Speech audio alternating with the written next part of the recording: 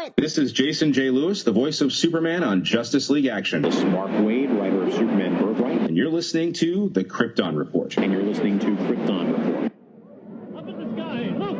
It's a bird! It's a plane! It's the Krypton Report! The All Things Kryptonian podcast, including Superman and Supergirl. We discuss games, movies, cartoons, TV shows, and comics. Find us on Facebook, Instagram, YouTube, and Twitter.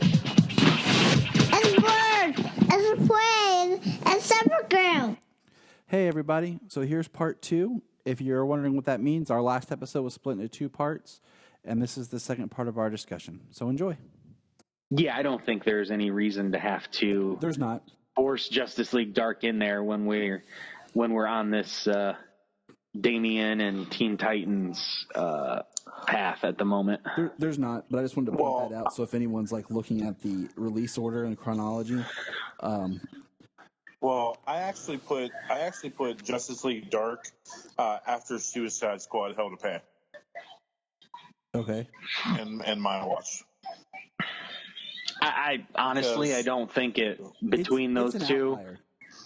Yeah, Justice League Dark and Suicide Squad Hell to Pay. I don't think that you necessarily have to watch one before the other. I don't recall any. I don't recall any ties. I don't recall. There's no like timestamps, things like that.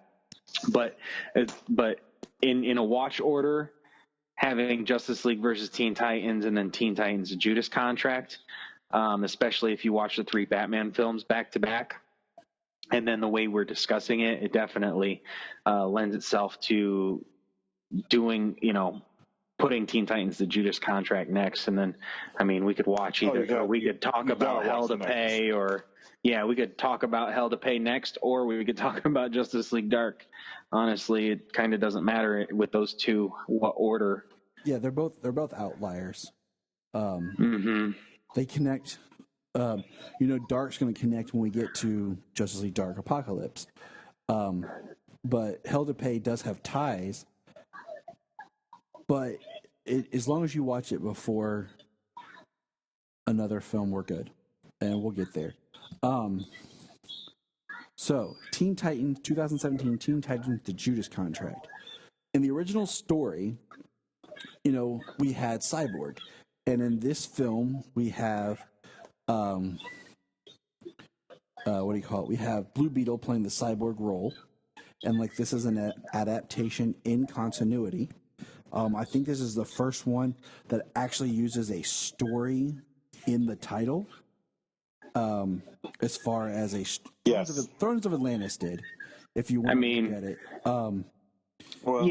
They've all been sort of an adaptation.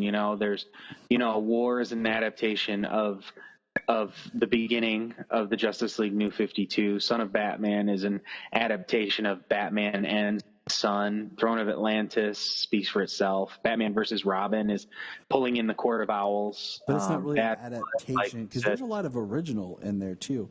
But this is the first time they've adapted a very well-known story that's not more recent. But this is the pinnacle, because in the comics, this story is around the time that Nightwing first emerged, or was the first Nightwing, Dick Grayson. It was the first Nightwing story. So this has a huge pinnacle in the Teen Titans run. We do get, what I like is this film, opens up with a flashback of Dick Grayson as Robin. We have Kid Flash, Bumblebee, and Speedy, who never come back.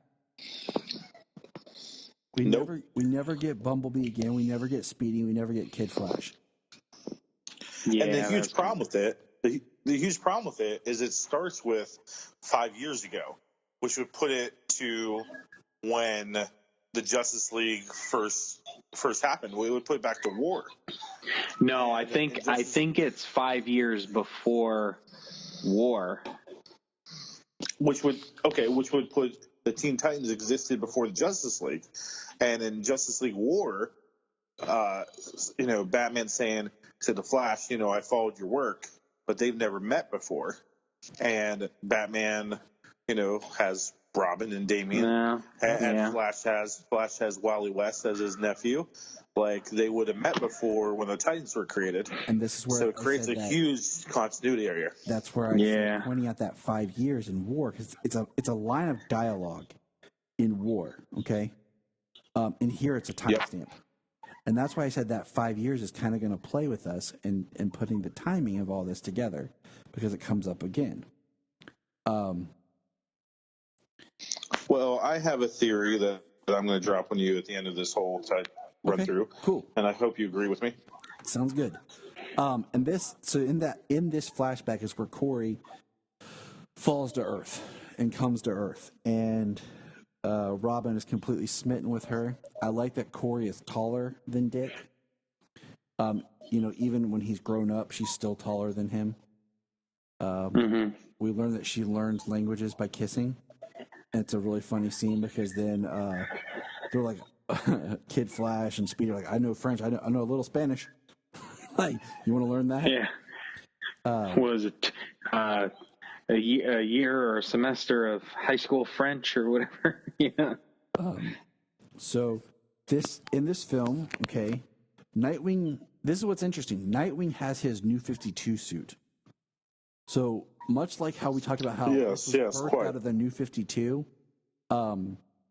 it's the black suit with the red, compared to how earlier in Bad Blood and in Batman vs. Robin and in Son of Batman. All previous incarnations. It's the older Nightwing with just the blue symbol.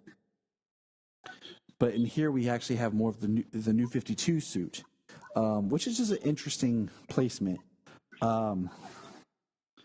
Beast Boy is addicted to social media, and we do get Slade's return, and we get a line of dialogue about Brother Blood using a Lazarus pit to bring Slade back, because Slade was killed previously by Damian in Batman, Son of Batman, Batman and Son. Well, more or less, he was left for dead during their fight. He got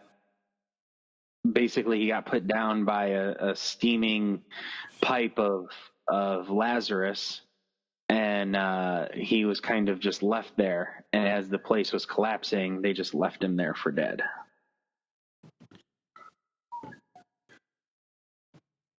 Which like you said, Brother Blood appears in this, and Brother Blood is creepy. We also get, don't we get Jericho? Isn't Jericho teased in this? He is the Stinger teased at the end. And that's what I thought, but like there's no connection, I guess, to Slade. Because he's another character that has yet to return in any kind of form. We get what do you call it? We get Kevin Smith appears. This film, we get a 1 year later stamp. So I think it's 1 year after versus Teen Titans, because now they're all working together as a tighter unit. We have because the anniversary party in this is a 1 year anniversary that Tara had come to the Titans. Right, and since she appeared, and that's where that whole during this time period is when Dark could have taken place and all that, but whatever. We have Tara is a very emotionally strong story of what happened to her and her mutant ability, and how Slade is using her, and it's heartbreaking. That's part of one of the strongest things. This is probably, out of all of them, besides the death of Superman, and this are probably the two best made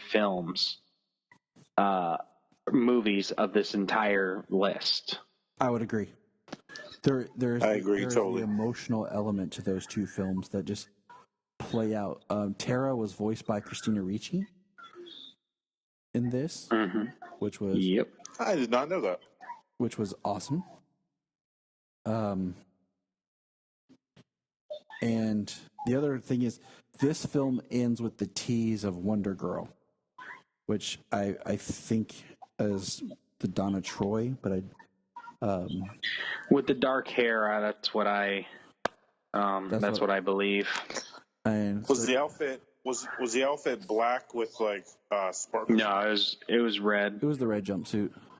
Oh, it was red, but she had the black hair. So Donna Troy. That's definitely Donna Troy. And she's a character that's teased at this that's never popped up again.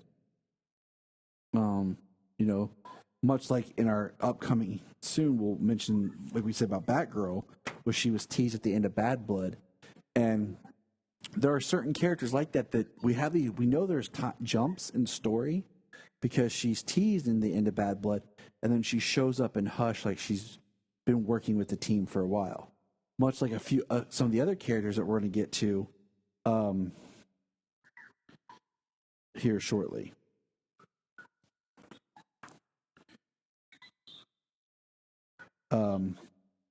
But yeah, so that's kind of the high points of the story as far as continuity goes for Judas Contract. But I agree, this is the first, maybe second best made film. I say it's the second best made film out of all of these. It hits very strong emotional beats for all the characters, because Beast Boy has a really good arc in this. How he wraps up Tara's story at the end. Tara has a strong emotional arc. Of course, this continues Damien's. This kind of concludes Damien's arc. Well, Damien is going to be what looks like Ra's al Ghul or something in Apokolips War. So yeah. Damien is returning. Oh, I know he's returning. Everyone's supposed to be returning. Like, it's really supposed to be everyone's supposed to be in this film. Right. That we're getting to. I wonder if they're gonna bring in like a Speedy and a Kid Flash. This is why we're in here. That's why we're pointing out this stuff. Like, will Donna Troy make an appearance? Like, right. Well, so before we get all the way to the very end, Apokolips War, people seem to be reporting like it's the last one. Like the DC, like it seems like they're reporting that the DC animated original movies are going to be ending with Apokolips War. The continuity films, not the original anime films, but the continuity films might be ending with Apokolips War. Well, are they ending, or is this just the animated universe's Infinity War Endgame, where it's a culmination of what they begun with Darkseid War, but they will continue making these movies and continue just another story moving forward. That's what I mean? I don't think it's find out. Yeah. I hope it's not the end, because I love these movies. And we still have Superman, Man of Tomorrow, due out later this year. And that's but we don't know anything. We don't know anything about that or Batman: Death in the Family. The show. Yeah. So all we know is it's a film chronicling Clark Kent's early years as Superman. Is that early years continuity, like kind of like part of Bloodlines, or is it an original film? Like, I thought it was an original film. Early years of continuity. I thought it was an original film, but we don't know. I kind of thought we would get something for that, because that's technically the next one. So maybe we should get the trailer with that, with Apokolips War. Yeah, hopefully. And we're not getting anything from San Diego, but yeah. Well, hopefully, this year. Hopefully, my thought and hope is that maybe they do, since they're not doing a Comic-Con, maybe they'll do just like a virtual thing. Not a big Comic-Con, but the studios would be like, well, we were anticipating, we were going to release some information, we're going to release some trailers. Wonder Woman was pushed back, and we haven't even gotten a final trailer for it yet. So maybe Wonder Woman will get a final trailer for Wonder Woman 1984 at what would be Comic-Con. It's true. Just released online. So, I don't know. Anything else for Judas Contract? I'm sure it's an idea. They're still thinking. I know that you got to know that they're still trying to progress business however they can during this point.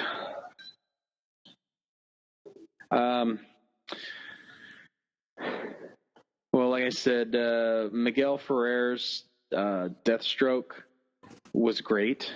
It was better than the other guy. Mm-hmm. Definitely. It was really cool to see all the Teen Titans and see Nightwing kind of not as a leader, but just an old Titan who's just part of the team.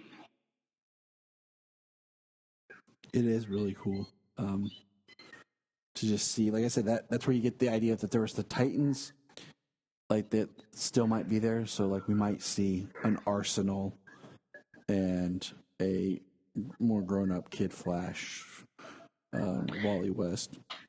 Yeah, that would be cool to see an Arsenal in Apokolips War.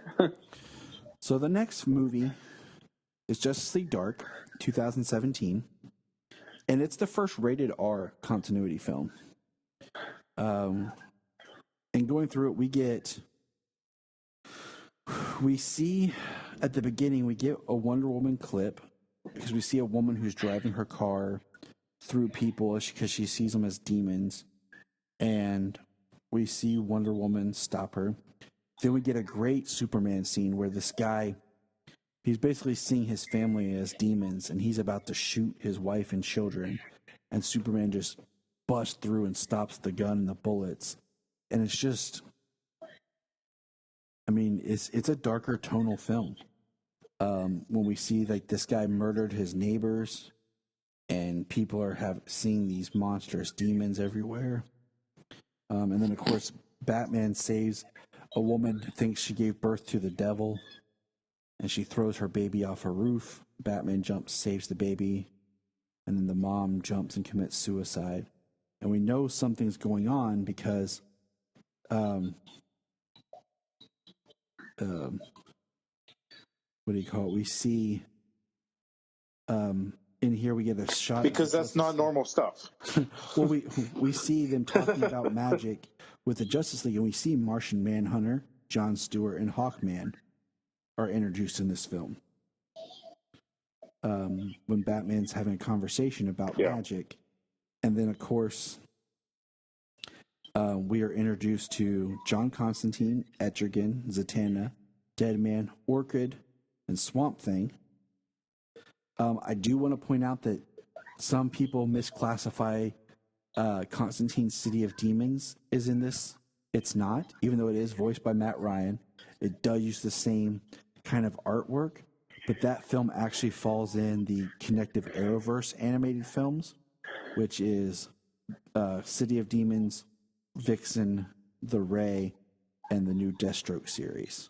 So I do want to point that out to people who might think of that. So it's a little, it does fit in that version, but I'm trying to think, doesn't City of Demons connect to like the Constantine show? Yes. It's an Arrowverse but this also film. Well, this Justice League Dark also connects to the Constantine show because of the Richie character. And that's where character designed after the actor, and the actor who played him on the show does the voice. But he also, and this is where you kind of it gets muddy, because that actor also was the guy who had the Book of Destiny in the Crisis or the Elseworlds crossover. That actor is the one who. So he became Dr. Destiny in that, huh? Yes. So that's what I'm saying. Like, it gets very muddled. That's why I'm just kind of throwing that out there that yes, DC, as we've pointed out, does like to reuse actors and things. But if you do like Constantine, which who doesn't? But if you do like Constantine, and you are okay with a gruesome animated film, check out City of Demons. It's the one. It is a hard R. It is a hard R film. Own. Like I used to have a digital copy of it, but I actually had my hard drive crash on me. Because like I have the Ray, I have Vixen, but they're all digital. They're on my hard drive. I don't have those. The only one of those that I have is City of Demons, and from what I've seen of the Deathstroke animated movie on Seed, I'm gonna get that too when that comes out. Yeah, I'm gonna watch that when it's all together. I hate watching the little episodes. When I checked it out, it was like a whole movie on CW Seed. Yeah. Okay, then never mind. I just didn't have the time to watch the whole thing, so I haven't watched the whole thing yet. But it was pretty good. But yeah, definitely. If you haven't seen City of Demons, Brian, check it out, man. It is a Constantine. No. It is a hard R, gruesome animated movie, dude. And that's why I hadn't bought it yet. I love Constantine, so I need to check it out then. I'm gonna buy it eventually, just to have because I'm a collector. But we meet the Demons 3, who are actually sons of Trigon. We get a great story in this. Like we expand on Etrigan and Jason and Deadman, and I love all these characters. And I'm actually kind of bummed that we didn't get a sequel to this before Apokolips War. Because I really feel like it should have just been like Justice League Apokolips War, because it's all inclusive. I know the dark factor is going to play a big deal with that film, but I kind of wish we would have gotten a Justice League Dark film sequel before that, because I would have liked to have seen these. I agree. Because I would have liked to see more of these characters, because it does end very awkwardly. There's no post-credit scene in this. I did mark in here that this film has the second best score. I think this film and Hush are the two best scored films. It does make me wonder if Swamp Thing was killed in this or not, because it's very weird how it, like Swamp Thing and Alec get separated, but we don't actually see them get repaired. It's it's very weird where it leaves Swamp Thing in this movie. Yeah, Destiny kind of like rips Alec out of the green, and I don't know what happens to Alec, but then the green seems to retreat back into the earth, and that's kind of just where they leave it. And right before that, Swamp Thing had a pretty awesome scene where he was kicking the crap out of Destiny. You did mention Batman is active in this film. Like he plays a role as kind of like the everyman in this movie as he interacts with Constantine and crew. Zatanna does get invited to be a member of the Justice League to serve as their magic person, their magic liaison, and Jason Blood and Etrigan play a huge role in this, and they kind of have a dying scene. Jason Blood is buried, and Etrigan returns to his hell land. But there's not a whole lot in Justice League Dark that plays into the overall story until we get the new film. So we'll probably revisit some things from this film when we get to the new film. But any other quick comments on Justice League Dark? I want more Swamp Thing. I do too. Yes. Constantine's really good. I like that they really do the fact that John and Swamp Thing are very contentious towards each other. I don't think this movie needed Batman. It did. But it's just kind of like how Batman Assault on Arkham It's called It's called that because they don't think a Suicide Squad movie would have sold. They throw Batman in but as like it's a Suicide Squad movie. Yeah. They're like, oh, Justice League Dark, put Batman in it just to make sure people buy it because Batman's in it. Right. I mean, it was kind of okay because they weren't a team. There wasn't a Justice League Dark. It's just that Superman was kind of like the Justice League liaison to these magic characters. So I don't know. It was okay. Sometimes I was like, can Batman see Deadman or can he not? I think, didn't Zatanna make a spell or something that he could? Okay, so yeah, originally he couldn't see him, but then he could. But then also, like, he couldn't see the wraiths around him. But a wraith is not afraid of Batman. Batman goes boo and a wraith gets scared. My ass. Like, that was stupid. That's my only negative comment on that. I chuckle at it, but I was like, that's stupid. Like, Death isn't afraid of Batman.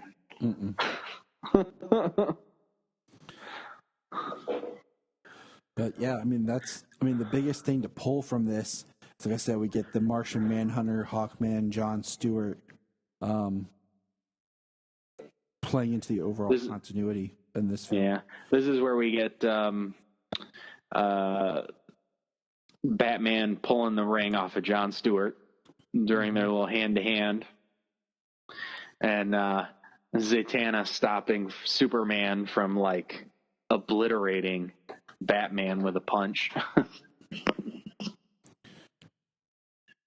So the next film, and I like what Brian said, is he watched these two together because I think they play better together because they're both the two R-rated films. I don't think Suicide Squad Hell to Pay 2018 is rated R. It's the second rated R film. And I think it hurts it that it's rated R because it's one of those that they made it rated R and they just go excessive with it. I think Justice League Dark was R more for thematic reasons. This one just is bloody, violent gore. We meet Vandal Savage, Bronze Tiger, Copperhead, again, but we're not sure if it's the same Copperhead or different. Just that's a note. And Harley Quinn. This is her first appearance. Is in this film, as well as Deadshot, voiced by Christian Slater. We get Amanda Waller, which honestly I was a fan of. Yeah, Christian Slater's Deadshot. We get Dr. Fate, and we get the first use of the F word.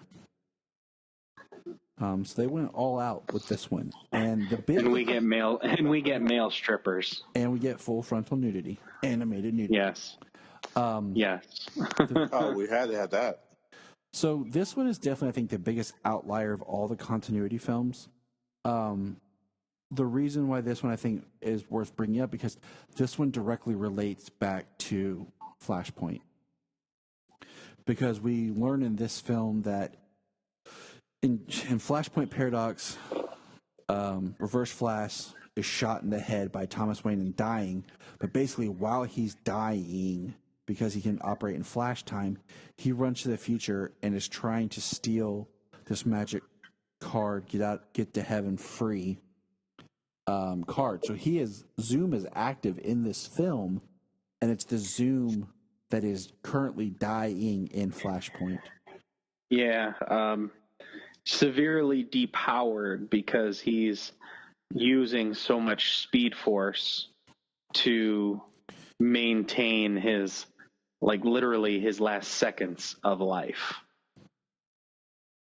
Upon rewatch, I only watched this, I think, the one time when it came out, but upon rewatch, I was like, you know what? Like, after this was over and just thinking back on it, like, I wasn't like, oh, I gotta watch that again. But after this rewatch, I was like, that's pretty good. Yeah, I mean, I had to watch it again because the first time I watched it was one of those, like, we started it, then had to stop it, and we just kept getting busy, and, like, I ended up watching, like, in 3 sections. So watching it straight, it was a good movie. I think it was obsessive with the violence. It was pretty crazy.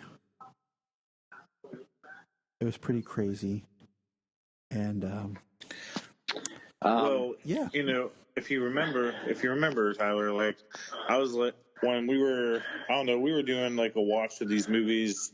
I don't know, it might have been last year. But I was like, nah, man, I don't think I'm gonna watch that Suicide Squad movie. I just have no interest. It looks, it's like radar. It's gonna be, say F word, just say the F word. And you're like, no, Brian, you need to watch it. There's something in there you need to watch. And when I saw Reverse Flash with that bullet in his head, man, and like tying it back to Flashpoint, like that sold it for me as pretty dang cool. But still, I still don't like them doing things just for the sake of doing things. But tying the Reverse Flash in it, I appreciate it. I like that. That was pretty cool. That was really cool. I like tying Reverse Flash into it. That was awesome to reach all the way back. I liked Christian Slater as Deadshot. Harley Quinn was different in this, but she was funny. She was kind of like the random Harley Quinn we almost see in the show, to a degree. What was up with the jean shorts, right? Can we all agree that was stupid and made no sense? Yeah, but like her, what was it? Chicken nuggets and something. Her comments. It was her time at the male strip club. Like when she's like, me like he. That's like like she was different. It kind of was like, you know what? Like you could see Harley being that way in these situations. You know what I mean? Not just like the over the top cartoon that we expect Harley to be. You know what I mean? Or the way or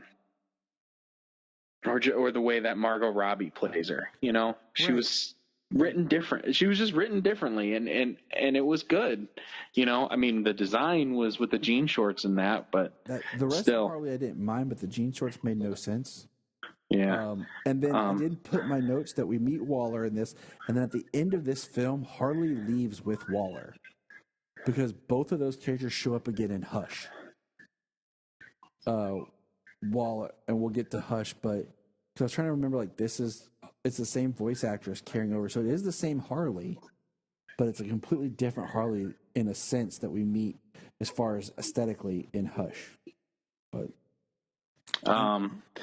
we got Vanessa Williams was Amanda Waller, and it was kind of funny too because Deadshot says something about Amanda Waller being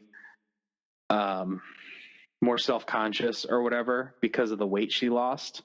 So she used to be the big heavy set Waller, and now she's the thin Waller like we saw that we know and see. I liked Bronze Tiger in this movie. I like Bronze Tiger too, and that's why I like how this movie ends with Bronze Tiger getting and how Deadshot screws Waller by doing that, giving it to Bronze Tiger, and then when he's done, the card is useless, but he still gives it to Waller, who's dying of cancer. Yeah, I like that. That's straight up a Suicide Squad Deadshot move. Yeah, definitely. All right. No post-credit scenes here. We haven't had a post-credit scene in a while. So let's move on to the big one. Well, we didn't really mention though that Vandal Savage is the villain in this movie. Oh, I mentioned Vandal Savage is. Did you? Yeah. Oh, okay. And he's just kind of like him, Dr. Fate. They kind of play these one and done type things in this movie. Yeah. They're open threads in a lot of ways. So I was confused though on, and that's why I had to watch it again. I was confused though on the Vandal Savage thing. You know, him being an immortal, but yet he could still be killed. Right, and he wanted the card so when he finally gets killed, he won't go to hell. I like it more that it was like his daughter, like that she played the role, you know, more than him. Like I wish they would just focus more on his daughter, because that was a cool kind of character to use, and something kind of new. But the next film, so the next film is 2018. I can't believe it's already 2000. It was 2018. It seems so not long ago. Death of Superman, Right. Which we learned. So we could talk about this movie forever, but I'm gonna try to hit the high points. We already did a review on this back in 2018. It's Superman centered of the continuity. We meet Dan Turpin and Maggie Sawyer and Bippo. We learn that Intergang is using Mother Box and apocalyptic technology. We have a new voice cast, as we have Rebecca Romaine as Lois Lane, who Lois Lane had previously appeared in small roles, voiced by Julia Landau. We have the reintroduction of Steel, John Henry Irons, as now a full character. And now it's voiced by my man Cress Williams, a.k.a. Black Lightning. We have the Lex, like you stated earlier. He's now a full character, voiced by Rainn Wilson, and references, he's under house arrest, and now we know why. The art is slightly different for this film. We learn that Darkseid sent... No, wait, that's the next one. No, that's the next one. That's Rain. Yeah, but I have to split my notes because I watched the combined version. We get the intro of Mercy Graves. Of course, we get the Kents, Cat Grant, Steve Lombard,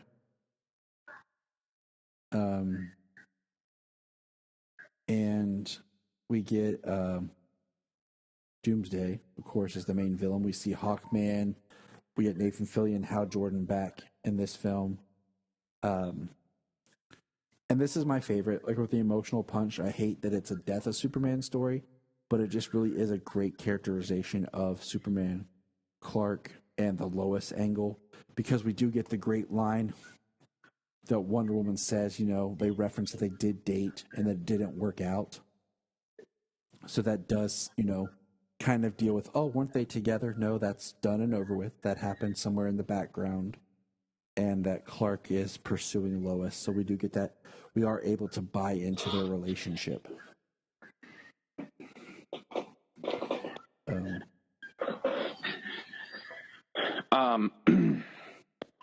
Yeah, it's a good story. It's a strong personal story in this movie. The relationship, the past relationship he had with Wonder Woman.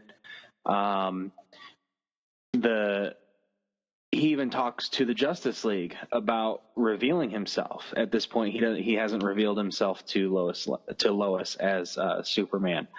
So they have a nice interaction. Barry's getting married to Iris, who we've never met. Yep, who we've never met. Really good story. The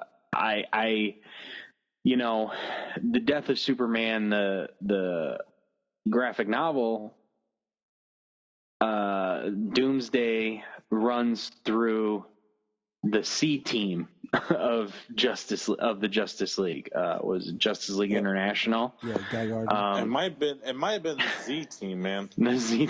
Well, Doomsday just runs through everybody there. So it's really awesome. I loved seeing him, and the animation in this one is top notch. Like Yes. the Doomsday Rampage is fantastic. Like, he destroys everything he comes into contact with. He is after everybody. Nobody is safe. And, it is so cool to see him tear apart the A-Team, Yes. tear apart the Big Seven. He rips through everyone, and we get the great. I mean, everyone. The Doomsday versus Wonder Woman fight is awesome, and then her line. Don't hold back. You have to kill. Basically, he's going to kill everything. Coming from Wonder Woman to Clark is a very powerful scene, and I don't want to spend too much time on this one because we did do a whole review of this. So go back and listen to that episode if you want to know more of our thoughts on this. We have Death of Superman Part 1, the book, Part 2, the book, and Part 3, the movie, August 17th, 2018, back when our episodes were actually not numbered. Yeah, I know. I'm always trying to improve the show. Yeah, I know. They're numbered if you log in, but we weren't numbering the episodes as much as we should. Yeah, they're not. It's not numbered in the titles back then, and when I listen to my stuff on Google Podcasts, so when I go back and look at it, it's just the title. It doesn't have each episode numbered. So that film ends, and it's kind of weird. It does have post-credit scenes, but I bought the extended version where it kind of has a little bit more scenes slightly, and it combines Reign and Death of Superman into one film. I'm picking that up now. I'm going to be picking that up. I like it because it has a lot of cool bonus material, and it also has some other. It actually has the Blu-ray copy of Superman Doomsday in it as well, which is just kind of nice. It's cool to go watch that once in a while because the fight is still pretty cool. The first half of that movie is great. That movie's great up until Superman and Doomsday fighting. It's the latter half that sucks. Watch in that one. Watch until Superman's dead, and then the end. So jumping into Reign. So inspiring. So inspiring. Reign well, watch the stuff before he comes back. As soon as you get to Toyman, you can end it right there. Yes. So jumping forward, 2019's Reign of the Superman. This is important because this moves the story, as we're looking at this as an overarching arc, further, because this is where we learn that Darkseid sent Doomsday. Darkseid orchestrated Hank Henshaw as Cyborg Superman, and through him and his tech creates a portal for Darkseid to complete his invasion, because Darkseid wants to invade Earth, and it calls back to war where he was stopped. So the whole point was Doomsday was sent to take out Superman so that Darkseid could come and invade Earth. The entire Justice League is removed from the table, and what's left is Steel, Superboy, Lex Luthor, trying to pull the Justice League back. I love this version of Superboy. I think it's a great amalgam Superboy of the current Connor Kent, the New 52 style of suit, and the original Superboy that premiered during the death of Superman. I love Steel as a character because I feel like he represents what Superman stands for, and we didn't bring him up too much in our last podcast, but he's like the ideology of the ideals of being inspired and actually doing something good for people that Superman stands for. I wish that in the film Man of Steel they had teased John Henry Irons, like if Superman had just saved a black construction worker, and we could have we all could have been like, maybe we'll get that in Man of Steel 2, when we're like 65. In 2070. I just think he's a great character that you could easily incorporate, and he's actually a character that I hope to see appear on the upcoming Lois and Clark TV series, or Superman and Lois. That would be cool. Because he's part of the super family that hasn't appeared yet, and he's a very easy character to bring into things. Well, isn't I mean, so the budget for a practical suit would be one thing. It would probably look too cheesy on a CW budget, but they do have the budget for some special effects, and they have done like Commander Steel and stuff like that. In the New 52, John Henry Iron's steel was kind of like a liquid metal covering, at least in part.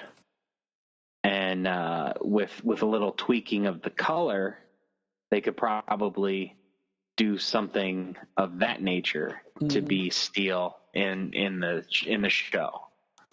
Oh, I have some ideas. That's a whole nother podcast. We can dig into how we can bring steel into it.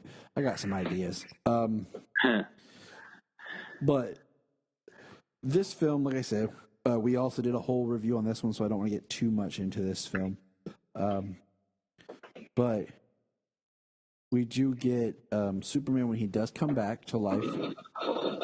He's in his Superman Reborn costume. We do get the launch of Watchtower. We do get a post-credit scene of Lex joining the Justice League, and there's a statement of, "Let's take the fight to Darkseid."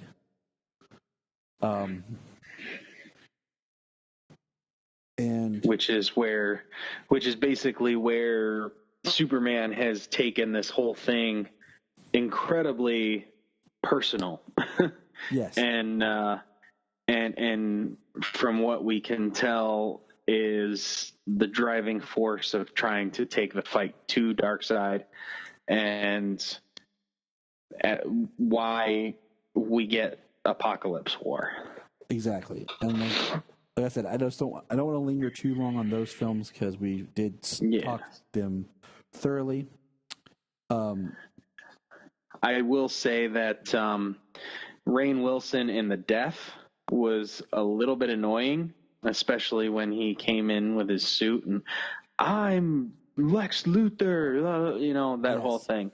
But he pulled it back, and he did a really good job in Reign of Superman. I agree. All right, so we're going to jump now to Hush, 2019's Batman Hush, which is, we had this debate for a while. Would this film be in continuity? I said it would. I would like to change my vote for my least favorite. I would like to change it to Hush. Okay. For the most part, Hush, my biggest problem with Hush is the end. Yes, that's why I would like to change it. So I do want to run down real quick some of the high points of Hush. First introduction to Catwoman. We do get a reference that Catwoman and Batman have a past. Nightwing is back to being blue, but it's still the New 52 style. We get Bane, Lady Shiva, Poison Ivy, Hush, the Riddler, the Joker actually is a character in this. Penguin is teased, Two-Face is teased, Mr. Freeze is teased. We get Clayface, Scarecrow, and then this is where we return with Harley. Yeah, we get our first Clayface, first Joker. We do get Waller. First Riddler. Waller appears back in this one, connected from the Suicide Squad Hell to Pay. We get Gordon. And I said Lady Shiva, didn't I? Yes. Yeah. And then we get Batgirl's return, where in the Hush storyline, she plays the role that Huntress played, basically. And then there's that conversation that Batgirl's been working with everyone, but she's still new. So we know some time has passed. Damian is not in this, only in a clip as he talks to Bruce through a computer video call. So there is that connective tissue of that of Damian. And mostly about his sexual relationship with Catwoman. That trollop. Yeah. The 13-year-old talking to his father about his sexual relationship with Catwoman. He says, if there's some carnal thing that she fulfills in you, father, Right. make sure you cover your drink. Yeah. But, you know, so, and then in this film, we get Batman in his more reborn-esque costume, because his reborn costume had the purple and the different bat, but this costume, we get back to more classic Batman. We get the trunks. We get more of nice blue costume after it's the incident that, you know, spawns the whole thing. I like Jason Spitsky, however you pronounce his last name, voicing Joker. I hate that it's such a small part, and that in these continuity films we haven't really got a good Joker Batman film, and that kind of upsets me. And that's why, like, I've been keeping track of how many Batman villains have they eliminated in this continuity, like just killed off, and one being the, you know, in this film, no spoilers, the Riddler. Without ever really getting a good Riddler story, they take him out. And I don't, like, we've talked about this. We did an episode on Hush. This film has no post-credit scene. And my biggest issue with this is just an overall is we don't get the scene of Superman burning out the chip inside Bruce's mind. The Selina Bruce breakup is a little different in the book, and I don't like that Thomas Elliot wasn't Hush, because they eliminated the whole backstory of how Tommy kind of beat on Bruce and all that, and they just made him straight up the Riddler. The Riddler, he was at a Lazarus pit, so that comes back into play. So that explains, like, his craziness even more. Because we learn in Hush, the story, the Riddler was behind a lot of it. He manipulated Tommy and helped push Tommy. But he wasn't actively Hush. In the bandages and everything. Yeah, in the movie they give him a they use Tommy as a red herring. Mm-hmm. Making you think, because everybody knows the story, that this character Tommy is going to be Hush. He's going to be the villain. So. See, I wish this movie was not in continuity. I think that's what ruined it, because they were trying to push things together to continuity. It's the first time we see the Joker in this whole entire universe. Nope, second time. And what was the first time? He was teased back earlier, and I mentioned it. He was teased in Arkham Asylum in... Let me go find it. But this is the first time we really get a full-on Joker, but he is teased. It's the first time we see him. And okay, well, Batman's like choking him, ready to kill him, and Gordon stops him, just like in the comic. But when Batman leaves, Joker's like, "Oh, back to the grind." And he says, "Who's robbing these days?" Right then and there, like, we got a continuity thing. Okay, so what happened to a previous Robin? Like, we're kind of hinting at, like, just. I know. That's why I said it would have been a better stinger to be in the Red Hood than Batgirl at the end of Bad Blood. Right.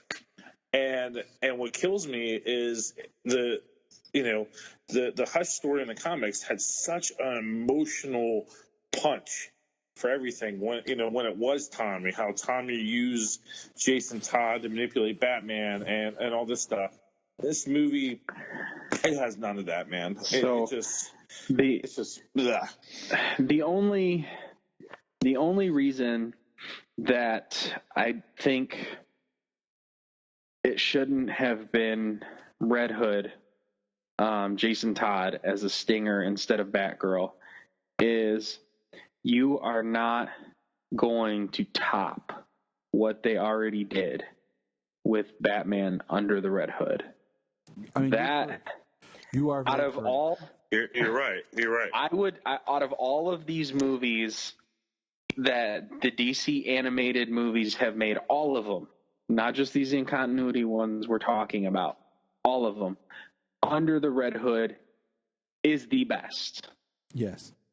Death of Superman is my favorite of the majority of these movies, but if it's going to be put on Death of Superman or Red Hood, I don't know what to do, but I might go with Red Hood because it is such a good movie. It is. It also, I mean, I would have liked, or even they did a post-credit scene with the Red Hood. It is fantastic. Just because of how his story ties with Talia. Could have been interesting. But we get a Lex Luthor scene in Hush where he says, I am part of the team now.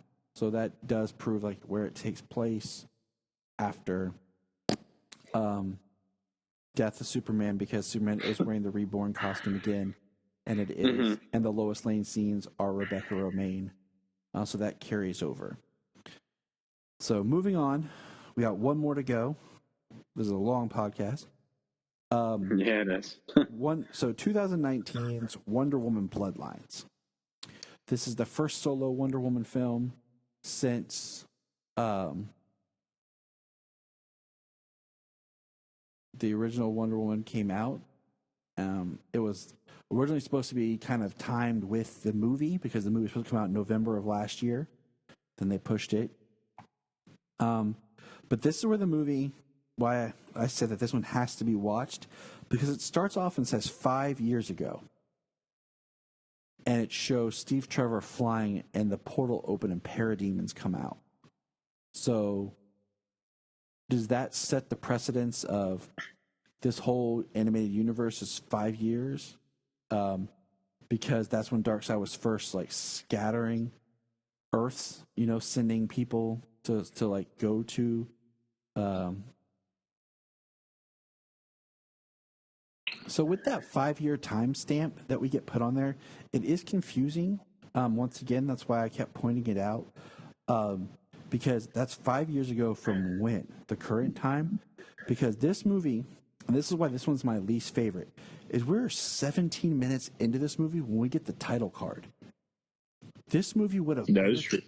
This movie would have benefited if it would have started with the Wonder Woman battle in modern day, then had a cutback scene, flashback of her, because it moves so quick from Steve crashing to her leaving with Steve, to her with the doctor, to her trying to make friends with Vanessa.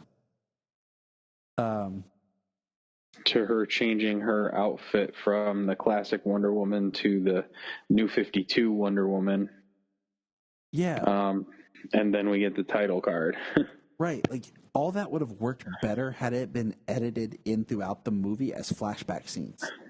And all that seems to be before Justice League War. Yeah, because when she walks out and Steve is there, and she walks up to Vanessa and Dr. Apokolips and says, I'm going to be meeting the president, which is alluded to in War when she's going to meet the president.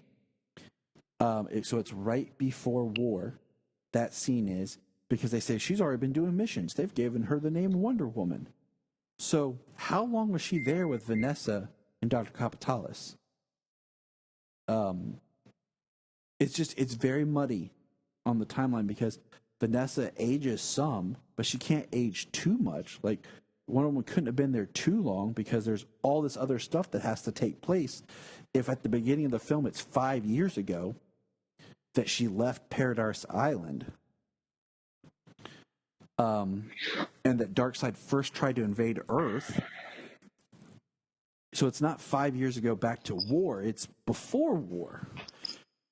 Well, isn't there something in the recent comics in continuity where they said that Wonder Woman came before Superman as the first public superhero.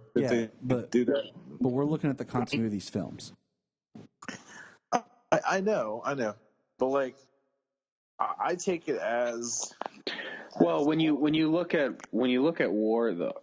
Excuse me. When you look at war though, like Batman is like an urban legend type character. Green Lantern's not really known. Superman is known, but he's kind of like untrusted, kind of a deal. And Wonder Woman's first emerging to the public, and people are rejecting her because we have those protesters. Yeah. Well, she also carries a big honking sword too, so like people are afraid of that. So the Times is really mucked up from 5 years ago. Darkseid sent parademons that caused Chief Trevor to crash on Paradise Island, thus meeting Wonder Woman. And then, so how much time went from that moment to war, then to the current events of this film? Right. And that's why I say, like, it's really and then like from the title card, does it jump ahead 5 years to the present day after Reign of Superman and Batman Hush? So the rest of the film is present day. It's like the present day. Like, you can look at it as, while Hush was going on because Wonder Woman's not in it, this is what she's up to. In this, we have Steve Trevor now cast as Jeffrey Donovan. And it just, like I said, the pace of this movie is off because of that. I think it would have worked better if they were like flashback scenes. We didn't really have the timestamp of the 5 years. We just would have saw that parademons were coming to Earth before preparing for Darkseid's invasion. It would have, if they just would have cut up in flashbacks, it would have made us, because, you know, when you do flashback scenes in a story like that, we as the audience fill in the gaps on a lot of stuff. So we wouldn't be trying to look for, okay, if they're showing us all this flashback as one giant scene, okay, then why is there never been any reference or anything to these characters, Vanessa specifically, later on? She does go back in this film to her armor, which is more of her rebirth suit that she's currently wearing. We do get a full-on, I mean, this is a full-on Wonder Woman film, as Dr. Poison, Dr. Cyber, Giganta, Cheetah, Silver Swan, Medusa, and Veronica Cale are all present in this movie. And Ferdinand. We get like a whole lineup of Wonder Woman villains. I mean, we're only missing the Greek gods. Yeah, I mean, yeah, we're missing Ares. That's it, like, right? Like, Ares, Hades, whoever else. Now, the art is slightly different for Wonder Woman in this. I sent you guys that picture, it shows Wonder Woman from this film, Wonder Woman from Death of Superman, and then Wonder Woman from War. And there's more consistency with this one. Her face is drawn different. Even though it is still the continuity, there is changing in the art. And I just feel like this movie is just off because it tries to give us the origin of this Wonder Woman that we really didn't need. It would have worked better, like I said, in flashback, because the whole point of this is she makes it back to Themyscira. We do have a mid-credit scene in this where Wonder Woman breaks in and basically proves that Veronica Cale was behind it the whole time, and that it was because of her that Dr. Kapitalis died, because she killed Dr. Kapitalis and really helped push Vanessa into being Silver Swan. And like I said, this is the only real true solo movie of the whole thing, because none of the other heroes show up in this movie. We do get a line. Right. We do get a line from Steve Trevor about how she was tied up with Superman for a while, and how she states that she's not anymore. So it kind of opens up Steve to being like, oh, all right.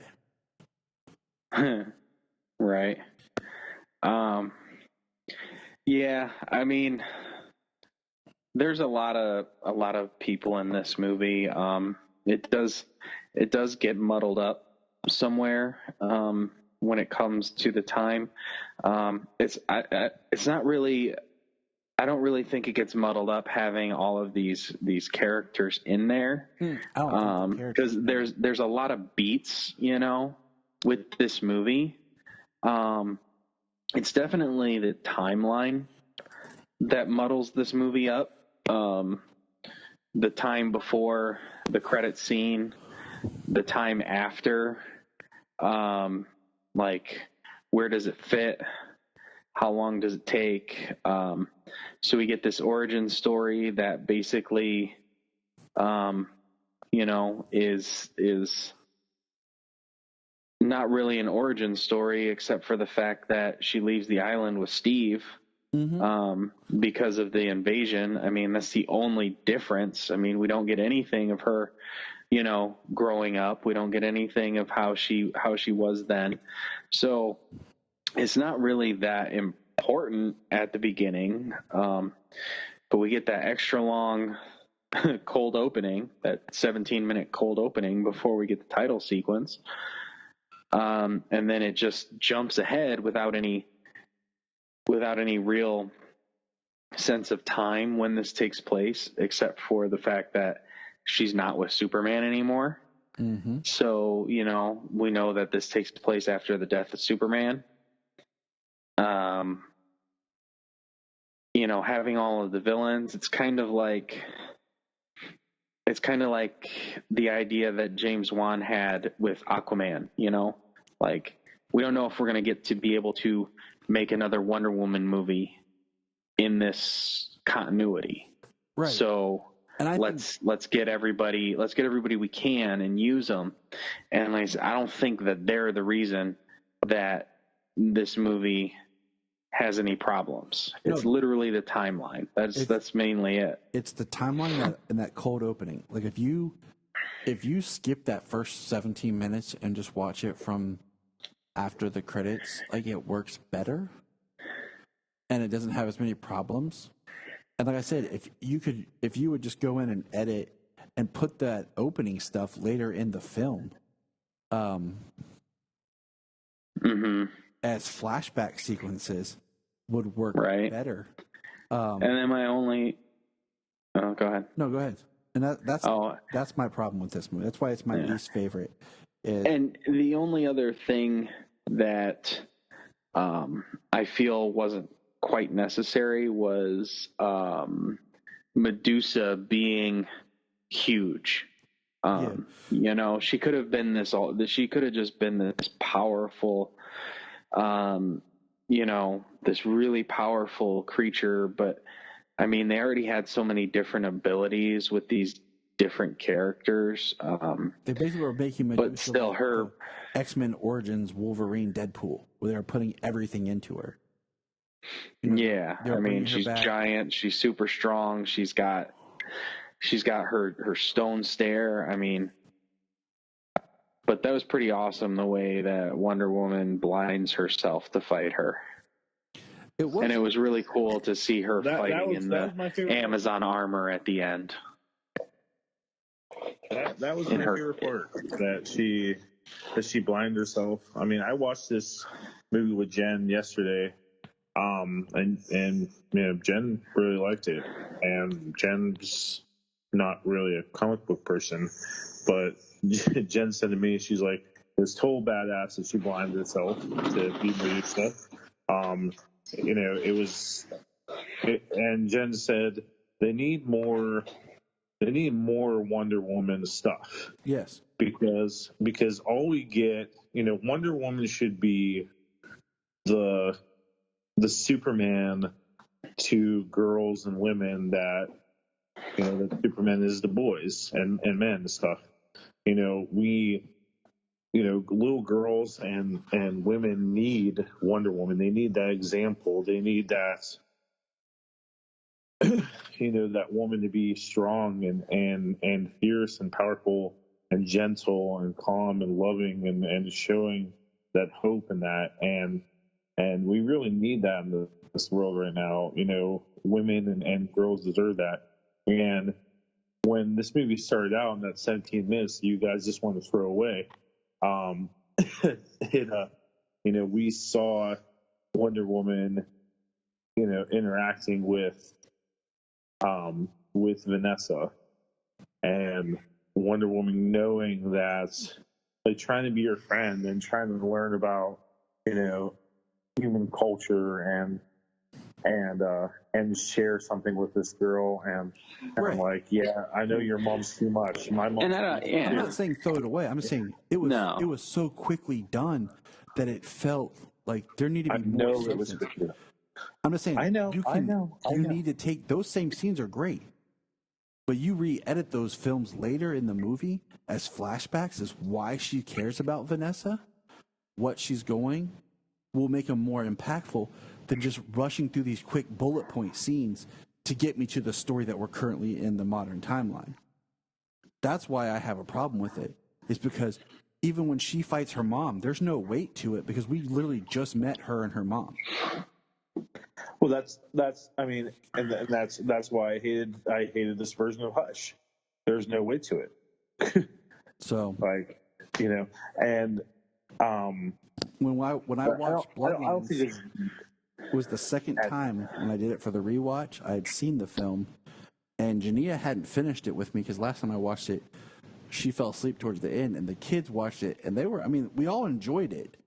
Like, it's not a bad movie. I'm just mad with the pacing and the editing style that they chose for this. I understand. I understand.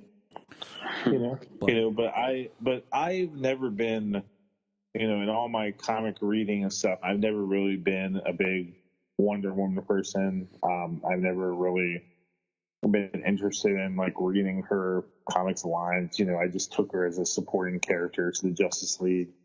But when that movie came out and with Gal and seeing, Gal and Batman versus Superman, it made me want to kind of look into read stuff. And then when I read the new 52 Wonder Woman, I was like, oh, this version of Wonder Woman, I think they're going somewhere. And then, going back and reading, my history of DC Comics run that I've been working on for years, and then reading George Perez's run on Wonder Woman, I don't think that Wonder Woman gets the respect she deserves. And should she have got more respect with Bloodlines, and they should have paced it better? Yeah. But there is some good stuff in there that we should get more of in the future. Agreed. I agree. But in the overarching story, there's not much from Bloodlines other than it shows that Darkseid was sending people to look at Earth earlier than what we thought, and that Wonder Woman now has her new costume. And there's threads in this that would continue on with the Veronica Cale character. But yeah, so that's Bloodlines. We're going to kind of put a pin in it. We're probably at our longest episode without it being a non-movie commentary that we've ever had here. And we'll pick this conversation back up here when we review Justice League Dark Apokolips War. And for those listening, that will drop when the film hits home video. Physical release. When it hits the physical release. So we'll give you some time if people, buy it digitally and watch it, and then get the home release and watch it. That's when we hit the review of the film. And, of course, in about a month or two, it'll hit DC Universe. 90 days. So 3 months. Yeah. That's what they decided to put it at as of the release of Wonder Woman Bloodlines. 90 days after its physical release does it go to DC Universe. So expect Red Sun that just came out last month. So 2 more months, just under 2 more months. I think so. Before Red Sun goes to DC Universe. So just keep that in mind. We'll continue all these ideas that we have floating around in our podcast for Apokolips War. All right? And remember, look up in the sky. Look up in the sky. Look in the sky.